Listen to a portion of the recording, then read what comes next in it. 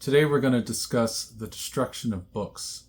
Do we owe some future readers whom we don't know a pristine condition version of the book?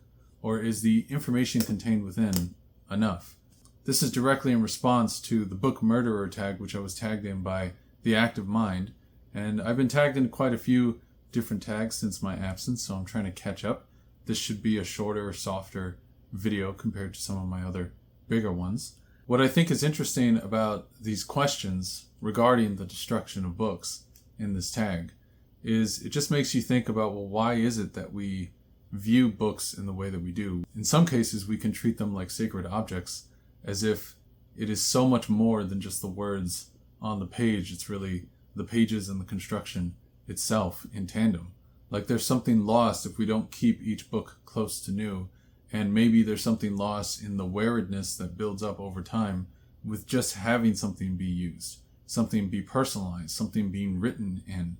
I remember that feeling when I was younger of not wanting to ever write in books. There was something abhorrent in my mind about taking a book which I knew to be special and made me feel so grateful to what was in each book. And then the idea of just inserting myself into it and scribbling all over, that just seemed insane to me when I was younger. And now I have the completely opposite point of view. I'm going to look through each of these questions in this tag and we're going to think about the destruction of books, but really just why do we care so much about the destruction of books? Why do I collect these books in the way that I do and hold on to them? Why not just go to the library for every book? Why not just read a digital copy of every book? These are some of the things we're going to be circling around in these questions. The first question for this tag is, what are your thoughts on spine breaking? Obviously, people have dealt with spine breaking. It's very simply where the spine just cracks at some point. And this is somewhat inevitable with certain paperback copies of books. But usually it's an annoyance because it takes the otherwise smooth backside of what was once the paperback new copy that you had gotten, and then it turns it into just something scarred long term, and that scar never goes away. Once it cracks, it's cracked.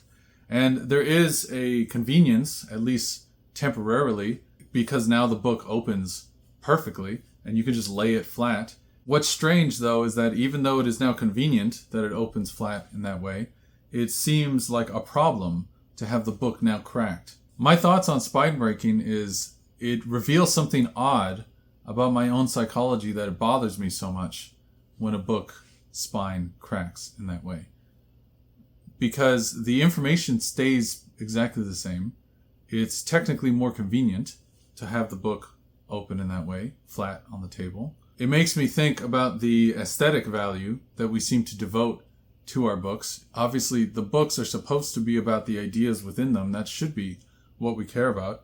And yet, if that were true, that that's what we cared about, then it wouldn't bother us at all when these cracks start to appear on the inside of a book. It seems like it would only really bother us because there is like some aesthetic difference. Now we have these lines across the spine, and that's irritating now. And so much of that irritation is the visual aspect of it. But when I actually look at the books on my shelves, there's a way of seeing those cracks as something nice, like evidence of work having been done. It's almost a reminder of your relationship to that book. There is a personal connection that is being visualized by those cracks in the spine. It's interesting to me that it takes one or two additional steps of thought to even appreciate that fact. It's like, why do I want books to look unread? Why not just embrace the convenience of the spine cracking? Instead of appreciating what is being shown by the spine being cracked, the showing of you having read it, the convenience of you being able to open it easier. Instead, I'm just focused on the loss of the original version of the object. It's like an art object that's now stained. How interesting that we look at books as art objects in that way. My initial feeling when I think about the spine of a book being cracked is annoyance at something that I didn't intend to happen. I don't purposefully crack spines. But then on questioning, it just sort of seems a little silly. The book is going to have an effect if you're going to read it. You're going to sit there. It's going to have the grease from your hands. It's going to have the yellowing of time. It's going to have all of the traits that emerge just with anything aging. And as a part of that, of course, the spine needs to get worn out after a while. And why be bothered by that? All of our books are going to just slowly deteriorate. And it's better to be okay with that than to be bothered every time it doesn't look quite so perfect. And maybe you could just instead embrace the personality of it. Like my books now have a personality to them of having been read. Maybe some of that loss aversion is merely because there is an alternative. You could have the book be perfectly bent in such a way where you could just open it extremely easily. So I have the exact perfect example of that. I have my copy of War and Peace, where you can see the spine is just like a perfect concave, and it makes it so that it opens wide on every single page pristinely, and yet the back remains without any scarring. It looks almost as good as new. Now, that bending is still different than when it actually was new, but somehow it feels cleaner that way. It just feels like a more perfect version. So much of our dislike of the spine breaking is really just a dislike of the missed opportunity of having a more perfect bend to the spine so that it would be an ideal, convenient curve. And how interesting that we become dissatisfied off of something being imperfect when the actual problem that we're dissatisfied by, looked at carefully, isn't that big a deal, right? It's just a cracked spine. It's not that much better to read a book carefully where every page is only subtly bent and you're barely opening it, like with a curve like this. That's not a nice way to read. It would be better to just have the freedom to just crack the book open. This leads to the next question of bookmarks or dog-earing pages. Now, bookmarks, I always use bookmarks. I like to jump around between a few different books at once, so it's helpful to have a marker like that. But I also choose to dog-ear pages regularly. I find that hugely convenient because my books are on my shelves and I'm only keeping those books because I'm going to go back to them. And so it is nice to me to have these segments in the book where something notable happens, or there's something in particular that stands out, or I want to dog-ear a page that has useful information on it. So for instance, if there's a page with a family tree or the beginning of the appendices in the back of the book, I will just dog-ear that section of the book so I can quickly return to it out of convenience when I need to. And all of this is convenience for my future self. I'm imagining another me many years from now grabbing that same book off the shelf, and if I just want to return to a moment, I can immediately with those dog ears. And I also have the dog ears on the bottom where if I see a word used in a creative way or a sentence structured unexpectedly, and I want to remember that more syntactical aspect of the writing, and I want to think about the diction and remember new words. I want to discover the words again and make sure that over time, every time I open that book, I need to turn to that page to learn that word. I will put the dog ear on the very bottom of the book. So at the top of a lot of my books, there's dog ears on key moments, key pages. And then at the bottom of those same books, there's dog ears showing the words that I should be looking at. And I underline those words and I put their dictionary definition on the page. And then I will just open every time, and it sort of reinforces remembering those words. It will also show me those types of sentences, and I can think about remembering, okay, you can write like this. There's tricks that are easy to forget. And it's that constant engagement with my books. When I finish a book, I'm going to return to it all the time. That's why I have all the books that I have, is I want to walk by and grab them and get something out of it. So when I'm done with a book, the dog-earing of the pages becomes a message to myself across time to visit this again and again and again. It's that constant reminding of my future self that makes it so that it feels worthwhile to keep these books as opposed to just selling them willy-nilly. Although I do end up selling a lot of books if they don't feel worth actually keeping. Then there's this other question of page tearing or ripping. And like a lot of people who've been responding to this tag, I don't know really anyone who does something like that regularly. That image, though, of tearing the pages out does evoke discussed. And I think because tearing out pages like that is almost a symbolic reminder of just disregard for the knowledge in the book. It feels like you're taking something that needs to be coherent and whole. Every page is leading to the next. It's like a song, right? Where the relationships between the parts is what makes the song. It's not the parts in isolation. So to tear out any part of the book is to isolate information from its context, which is really to destroy that information, to make it so that it doesn't function anymore. It's lost its meaning, and it has a localized meaning, but that's not the same as the meaning across where it would have been in that book. And so you are ruining the book by tearing out the page. It's interesting how different that is from something like the spine breaking example, where it's a kind of convenience that can happen, or dog earing, where you are bending and utilizing the book in a practical way. And I wonder if the feeling of people who don't like dog earing, or don't like spine breaking, or don't like writing in a book, I wonder if some of that is just the practicality of that moves away from treating the book as an artistic endeavor.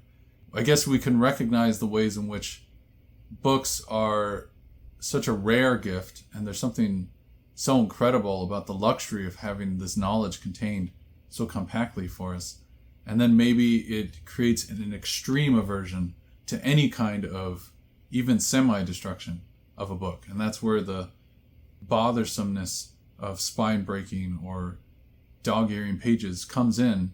And then that probably connects to the actual extreme of tearing the pages out, which does bother me too, in the fact that it is like that particular book being destroyed. But then I have to remember that these books are mass-produced. We're not talking about something that is that rare. So if a book gets destroyed, it feels like a loss, because it feels like, okay, that thing will never exist again. That thing that makes that object what it is now gone. There's no other object to replace it. There could be many copies, but that one object, like a wedding ring, is distinctive even though there's many copies of that ring. And we know that books are mass-produced, and there's plenty to find. And we also probably know that for many books, they're copied online. You can get the actual text. The knowledge isn't lost. But maybe it's our aversion to lack of appreciation for what's in the book that makes it so bothersome to imagine someone actually just ripping it to shreds. It almost feels like sacrilegious. It's like spitting on the grave of literature as it dies out in people's interest. And there's like a generational divide here too, because I know if you go to like Book Talk, there's trends of just taking books and tearing them in half, right? Just ripping them cleanly in half to then have an easier time to read those thick tomes. And there's a complete lack of consideration for any other potential owner of that book. And it's a kind of wastefulness, like an excess. Maybe some of the aversion to any kind of destruction of a book, even if it's slight, even if it's for the sake of convenience, is a kind of generational aversion. We could see the way that a certain generation has like a dismissal of value to things. There's a kind of taking everything for granted as ready-made. People are getting used to there being infinite copies of things. And so the devotion to the sanctity of the individual page maybe goes away in time. And it's just the oldies who latch on to the specialness of every single page. And maybe it just feels really uncomfortable to think that of people taking books for granted in that same way and not quite appreciating them with the care that they otherwise could have. I was watching Steve Donahue's response to this tag, and he at one point uses the term barbaric to describe like the destroying of a book, the tearing out of pages. And it does capture so nicely the feeling. There is a way of behaving that is an appreciation of knowledge regardless of pragmatic aims. It is just caring about the thing in and of itself. And as soon as you start tearing apart that care, even if it doesn't have direct consequences, like it's not going to completely ruin one's capacity to access that information, maybe it's just irksome precisely because it signals something, or at least it feels like it signals a depreciation of the value of something that already feels diminished in popular consciousness. Sitting and just appreciating books at length can feel like a rarer and rarer thing. To just take the book and tear it apart, to break the book down like that, maybe it feels symbolic of breaking books down in a generalized way. I don't tear the pages of my books. It's just interesting to think about that initial disgust that I can feel if I imagine someone just tearing a book. Even though it's not that big of a deal. It's, these books are going to break down. A lot of these books are just going to end up in a dump somewhere. You're going to sell it to a bookstore. It's not going to be sold again. And then it's just gone. And that's just going to keep happening. A lot of these books are just going to disappear in time. It's almost like a reminder of your own mortality to even think about the mortality of a book. Then, of course, there's writing in books or annotating. Now, that's something I love doing with my books. I write in all of my books. I use a pencil, no longer a pen and not a highlighter. I talk about my evolution in annotating books in another video if you really want to see an example of what I think is valuable annotation. But I annotate specifically, just like with Dogearing, for some future me to be able to easily go back to the book and have it topographically mapped out such that I can retrieve the ideas that matter the most efficiently. And that's fully practical. It's against the book as art object. It's just purely, how do I dissect this information for my future self and organize it for myself? And that is how my annotations are mapped out. I know that some people, like The Act of Mine, explained to me that he doesn't annotate in his books anymore. He ends up using the Notion app in order to write out his thoughts, what would have been in the margins. He ends up putting online. And I can see the convenience of that. It will be always available no matter what. You could have all of your books burn in a fire, which is something I was worried about when the California fires were going around. And you could know that your thoughts will be archived for you for ready access as soon as you want. And that seems nice, but if all my books burned and I lost that information, the thing that would matter most to me is that I had learned that information. And I find that writing in the book and then periodically returning to it and having it physically mapped out, there's something about the physicality of memory that is easier than to have it digitized flat on the page. I can't travel through the white of a page, but I can travel through my fingers through the pages of a book as I flip it back open again. And I can have that memory of the part of the book where the concepts were lined up. And I can have that memory of the chronology of going through that book and how the pages connect one to the next. And that feels like a journey that I was a part of. That is such an important aspect of my memory. So I love annotating in books. I like writing to myself, to my future self, just these messages of what matters, remember this, keep this in mind, this connects to this. It's all about illustrating those connections from the author's mind into my own. And that's been the only way that I've learned how to really remember what it is that I read. I've tried so many different ways to remember what I read. I tried actively just like memorizing in a rote kind of manner. And I found that the most organic is really just to draw the ideas out for myself through the connective tissue between the pages. And that has required annotation. But then the aversion to doing something like that is, I think, an aversion born of seeing the book as a shared artifact, one that's going to move on after your passing. And it's going to end up in a used bookstore. And perhaps those who dislike annotation have seen books in used bookstores that they're super excited to get through. And then they open it up and they just see it marked up everywhere. And maybe it's that moment of inconvenience that then makes them empathetically consider, oh, I don't want to do that to someone else. But I do organize my notes in such a way that I do think it would be helpful to someone else. I view myself 10 years from now as someone else. I'm not going to be the same person 10 years from now. I haven't been the same person as I was 10 years ago. It really is always for somebody else when I'm leaving annotations in my books. I know that a lot of my books, I have a good sense of where they're going to go when I pass away. It's going to go to family. And there's different family members that it could go to. And I can imagine each one of them appreciating something different about the kinds of annotations that I place in there. And I do have this weird feeling when I'm annotating in my book of talking to someone I don't know. Even though I know that it's going to be me who's going to open that book again, that me is not someone that I know. Even a stranger reading through my books, there's something added by being in conversation, not just with the author, but with past readers. When I go to a used bookstore, and the vast majority of my books were purchased used, I really like finding annotations from past readers in the books. It feels like I'm a part of something bigger. And it feels personalized. It feels disconnected from what books really are, which is just mass-produced product. It feels actually that writing in the book, that personalizing of it is what makes it an art object to me. And that's the shift that has occurred in my thinking. You know, like I said at the beginning, when I was younger, I thought that in order for books to be special, they had to be left as they are, ready-made when they arrive. And now for me, the feeling of what makes a book special is that interaction with it and the thinking through, actively thinking and writing and engaging with the text and knowing that, yes, you're going to die and it's going to move on somewhere, but you would hope that the person that it moves on to is the exact sort of person like you who would love to see that kind of thing, that kind of engagement. They show a mind working through something. Perhaps that's selfish.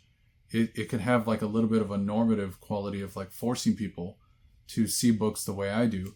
But there are people who see books the way I do. And so I guess my annotations are for people like me, which is going to be the me in the future, but also people like me who discover it at a used bookstore, or people like me who are my family. And so that's why of course, I have to write in books. It's such an integral part of reading. And part of writing in books is also not just the engagement of physically slowing down and writing, although that is a huge part of it. It is good to just slow down, but also just getting away from a laptop and a computer and my phone. I use books to get away and enter into a slow place. And I want to be in that place for as long as possible, as much as I can. And that means just living only with the book. And so that pencil, it doesn't come down onto a notebook separate from the book. It goes in the book. And finally, when I think about, well, why wouldn't you just type it out somewhere else? You know, if I were to do that, then I have no use for the physical book. I don't know why I would have physical books if I wasn't going to be interacting with them physically. If I were to read all of my books and not treat them as my own, then why not just go to the library or use an ebook? It would be way more convenient to just read ebook after ebook after ebook. And I can take notes there without permanently damaging the presentation of the information. If I'm going to have physical copies of books, I want to interact with them as much as possible. I want to make memories of engaging with those books. To not do that, I think it would be worthless to have a collection of books. I only keep my books so that I can continuously grab them and search through my former thoughts in that process. And then we have the final question of ripping covers and book binding. I've never ripped off a cover of a book. Upon seeing this question, I'm wondering why not? The covers that we have, so like I have War and Peace, which I showed earlier, right? It's a nice cover. But this is, again, a mass-produced cover to sell the book to me. It's to make it look fancy, and it's going to be for a general audience, and it's going to be agreeable in appearance. And it is agreeable. It works. It sold the book to me. I wanted to buy it probably because, at least partially, because of the look of that cover. But if my goal is to like the cover, why not just customize it? I think the origin of paperbacks was they were sold specifically so that you would go to a bookbinder and have them customized with some leather hardback skin.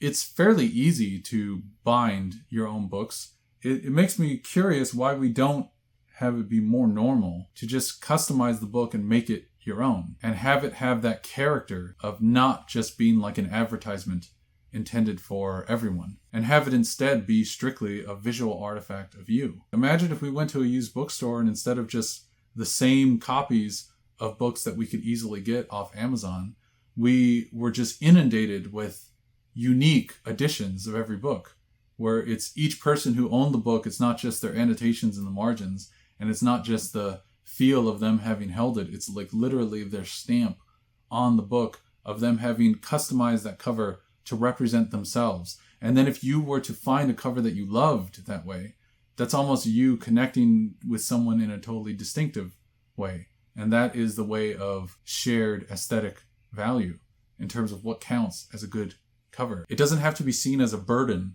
to have that book not be the same as it was in its initial mass-produced form. It could be a luxury to have that individuality retained in every single work that transfers from hand to hand. But what do I know? That's it. That was all the questions on this tag. I want this to be a soft, easier video. It's probably shorter than my other ones. I hope you found it interesting for me to just pontificate a little bit about this subject and, just go off in various directions. I hope I didn't ramble too much. I certainly kind of feel like I rambled a bit in this one, but that's okay. This is the nature of not preparing anything and just responding to some questions. Thanks for watching, and I'll see you guys around. Bye.